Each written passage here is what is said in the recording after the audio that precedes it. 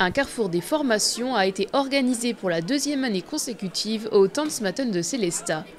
6 lycées du secteur y étaient réunis pour présenter une trentaine de formations en CAP, Bac Pro et Post-Bac. L'occasion également pour les chefs d'établissement, les directeurs délégués à la formation professionnelle et technologique, les bureaux des entreprises et tous les enseignants de travailler ensemble. Autant de professionnels venus présenter leur métier aux 600 collégiens présents ce jour-là. L'objectif, c'est bien de permettre à tous les élèves que nous accueillerons dans nos établissements de découvrir au mieux les filières. Donc là, nous avons des enseignants qui viennent présenter les compétences qu'ils sont amenés à faire, les secteurs d'activité, les poursuites d'études. C'est important pour eux puisqu'on constate quand même que parfois des élèves s'engagent dans des filières, surtout au niveau professionnel ou technologique, qui ne connaissent pas forcément et qui peuvent, au bout d'un certain temps, être amenés à se réorienter. Et la raison vraiment importante de pouvoir leur amener toutes les formations. Alors, le carrefour des formations, c'est la première possibilité qui leur est donnée. Ensuite, nous avons bien sûr les journées portes ouvertes dans chacun des établissements et nous invitons les familles et les élèves à venir assister et à avoir des renseignements supplémentaires, mais également les immersions, puisque les élèves peuvent venir découvrir les formations au sein des différents établissements où ils pourront être en immersion réelle avec d'autres élèves, des pairs avec qui ils pourront échanger. Un parcours de 6 ateliers présentés aux collégiens les différents domaines d'enseignement, agricole, tertiaire, industriel et aide à la personne. Il y a des filières qui sont plus prisées. Pour autant, l'objectif du Carrefour, c'est pour ça qu'on impose un parcours, c'est vraiment qu'ils découvrent des filières différentes. Donc l'agriculture, par exemple, c'est peut-être pas la première idée des jeunes et pourtant c'est des filières importantes, on sait très bien, l'actualité nous l'a rappelé.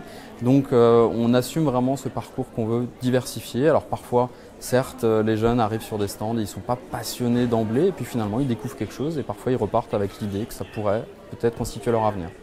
Pour conduire les visiteurs sur les différents stands, le public a pu compter sur des élèves de terminale métier de l'accueil et de terminale gestion et administration. Ces derniers ont été formés en amont de la manifestation.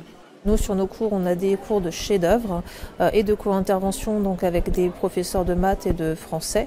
Et ça nous permet de préparer les événements au mieux avec des petites activités, trouver des activités, les tester, les mettre en œuvre et après donc les animer auprès d'élèves de collège. Il y a des disciplines où c'est plus facile que d'autres. Les métiers de la bouche, des dégustations, c'est très facile. Il est vrai qu'après des métiers comme le commerce ainsi que la gestion administration, il a fallu effectivement trouver des parades pour trouver un intérêt à nos formations et les présenter de manière ludique. Il est vrai qu'en troisième, il est encore un peu difficile de savoir vers quelle branche professionnelle s'orienter. Les filières professionnelles offrent quand même beaucoup un panel de métiers très important, mais il faut que ce soit, que pour un élève de troisième, savoir déjà s'engager dans un métier, ils n'ont pas toujours une connaissance très fine du métier et des compétences attendues. Et puis le bac pro par exemple, alors, il y a le CAP en 2 ans, mais le bac pro c'est quand même 3 années durant lesquelles ils vont devoir s'investir et puis aller en PFMP, période de formation en milieu professionnel. Si on parle au niveau bac pro par exemple, c'est 1/3 des bacheliers qui viennent du professionnel.